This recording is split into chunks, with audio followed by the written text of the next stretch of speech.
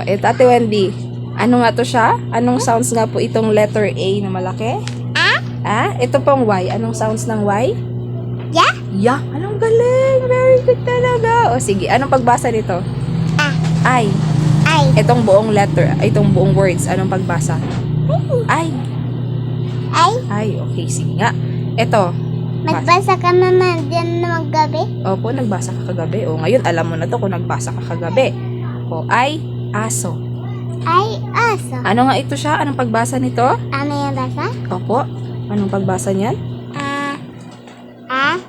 Ito po, na letter. Ito po. Ano? Nasaan po? Kita? Ito. Anong sounds itong bilog? Okay, very good. I, sasama. Sasama. Saan nga dyan yung I, aso? Kita? Tama, sa unahan.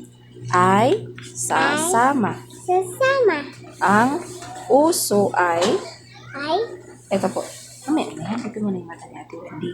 Okay. I, aso. Aso. Ikaw ka magturo kung saan yung binabasa mo. I, aso. Aso. Ito po. Aso. Ito, sasama. Sasama. I, sasama. Sasama. Sama. Sasama. Sasama. I sasama. Ito po. Ang Ate Wendy? Ang uso ay ang uso ay ayan, sige. Ulit. Ba? Ano? Ka. Ja. Ay, galing. Ja. Sige, opo, very good. H. Ano sounds ng H? Ayan, tama. E. Matigas. Etong J. Matigas? Anong sounds ng J? Pas ng E. Opo, pero ito ito E.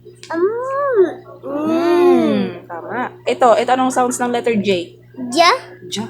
Ito, anong sounds ng letter K? K. Ng L?